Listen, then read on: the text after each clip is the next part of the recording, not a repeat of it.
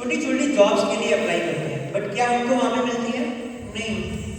1000 vacancy निकलती है, उसके लिए हमारे इंडिया में फॉर्म्स अप्लाई कितने होते हैं? 30 लाख, 35 लाख, 40 लाख तक के फॉर्म अप्लाई हो जाते हैं, क्योंकि बाहर की इंडस्ट्रीज में जॉब में कंपटीशन ही इतना बढ़ता जा रहा है। इसको सुने समझिए।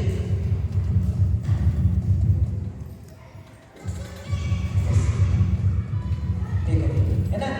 हंसने की बात है बट रियलिटी है। ये क्या कह रहे हैं? अरे सैलरी तो बढ़ क्यों नहीं रही हो, है ना?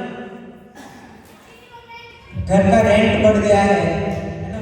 सारी चीजों के रेंट बढ़ रहे हैं, पेट्रोल बढ़ रहा है, खाने पीने की चीजें बढ़ रही है, सब कुछ महंगाई बढ़ती जा रही है, बस सैलरी वही की वही है। जॉब में यही कंडीशन हो रही है, राइट? वो क्या कह रहे हैं?